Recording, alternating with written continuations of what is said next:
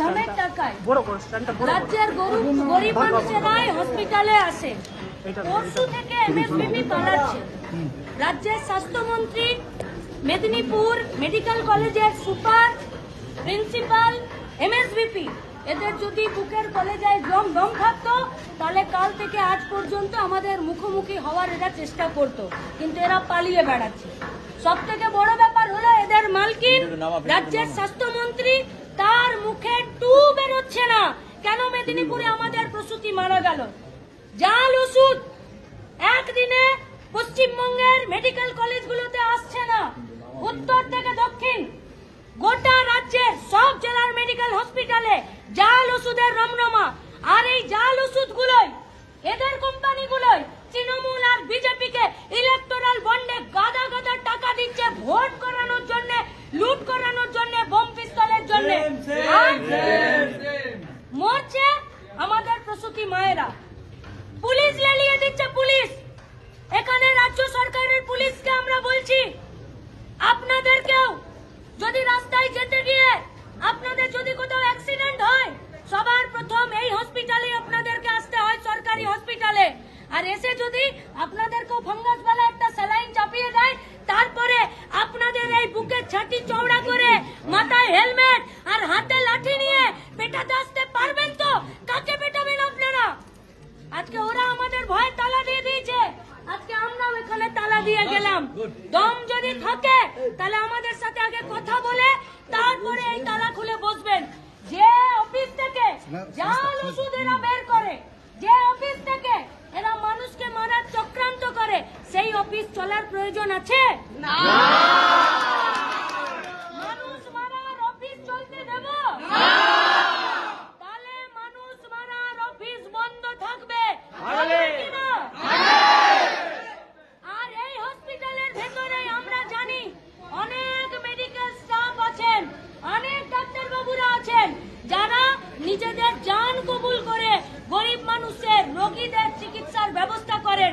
আমরা এই সমস্ত মিডিয়া বন্ধুদের মাধ্যমে আপনাদেরকে আমরা জানাতে চাইছি, আপনারা নির্ভয়ে কাজ করুন, কারো কাছে মাথা নামাবেন না।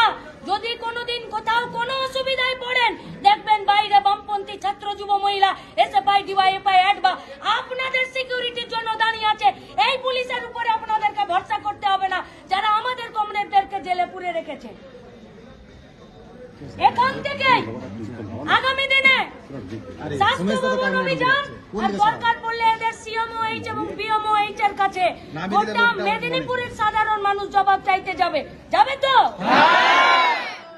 যে রোগীরা হসপিটালে ভর্তি আছেন জাল ওষুধের জন্য, তাদের ট্রিটমেন্টে যাতে কোনো রকমের অসুবিধা এবং গাফিলতি না হয়, তার জন্য সবাই নজর রাখবেন।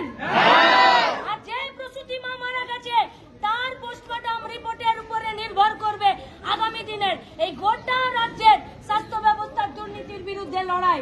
আমরা জানি না কার কোম্পানির মাল এখানে ঢুকছে, সে কার ভাইপো, কার বোনপো আমরা দেখবো না। যে জাল ওষুধ কিনছে, যে জাল ওষুধের কোম্পানির কাছ থেকে টাকা নিচ্ছে, তাদের বিরুদ্ধে হসপিটালের চত্বরেও লড়াই হবে, লড়াই হবে রাস্তায়। মেদিনীপুরের ছাত্র যুব মহিলাদের ডাকে আজকে যারা উপস্থিত হয়েছেন তাদের কাছে আমাদের আবেদন, এই লড়াইয়ে সাথে থাকবেন। উপস্থিত আছে আমাদের ছাত্র যুব মহিলা নেতৃত্বরা, এরা আজকে গোটা আরজি করে ইস্যুটাকে ডাক্তারবাবুকে ধর্ষণ করে খুন করলো, সেই ইস্যুটাকে পুলিশ একজনকে সামনে ভিড়িয়ে দিল, বললো এই খুন করেছে। আর রাজ্য সরকার, স্বাস্থ্য দপ্তর, পুলিশ দপ্তরের তৈরি করা উঠোনে সিবিআই নাচতে নাচতে মাঝখানে ফাইলটাকে দান করিয়ে দিল, আর একজনকে ধরতে পারছে না। তার মানে মেদিনীপুরের জাল স্যালাইন প্রসূতি মৃত্যু এটা প্রমাণ করে দিল যে আরজি করে ডাক্তার বাবুকে এরাই খুন করেছে। তাই সন্দীপ ঘোষ প্রাইজ পোস্টিং পায়। রাজ্যের স্বাস্থ্যমন্ত্রীকে জবাব দিতে হবে, রাজ্যের স্বাস্থ্য দপ্তরকে জবাব দিতে হবে, রাজ্যের স্বাস্থ্য সচিবকে জবাব দিতে হবে। যে ডাক্তার বাবুদেরকে আপনারা সাসপেন্ড করে রাখলেন, যে ডাক্তার বাবুদেরকে আপনারা কাজে রাখলেন না। বিচার শেষ হবার আগেই সেই ডাক্তাররা কেন সেখানে গিয়ে নতুন করে মিটিং ডাকছে? হসপিটালে চিকিৎসার ব্যবস্থাতে কেন মিটিং ডাকছে? আজকে এদেরকে জবাব দিতে হবে। কেন সন্দীপ ঘোষরা জামিন পেয়ে যায়?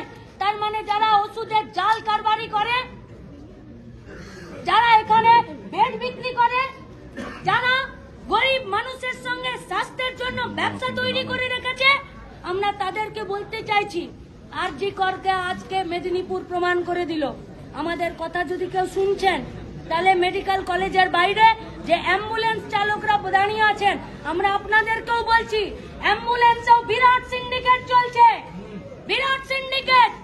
গরিব মানুষ অ্যাম্বুলেন্স পায় না, আর সেখানেও দালালি চলে হসপিটালের বাইরে থেকে ভেতরে পর্যন্ত। সাবধান হয়ে যান।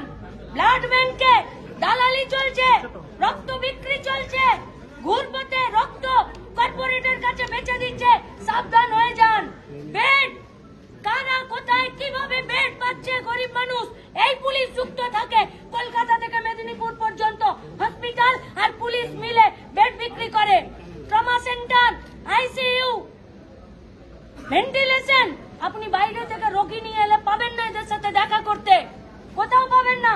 আর ভেতরে রোগী সহায়তা সমিতি না কেন্দ্রের নামে তৃণমূলের একটা বি টিম ফোড়ে দালালদের একটা জায়গা হয়েছে। এরা শুধু মানুষকে লুট করে। 2 টাকার টিকিট কেনার পরে 200, 300, 400, 500 টাকা নেয়, তবে একটা ডাক্তারের সাথে দেখা করতে দেয়। তাই গোটা হেলথ ডিপার্টমেন্টটাকে এরা দুর্নীতির আঁকড়াতে পরিণত করেছে।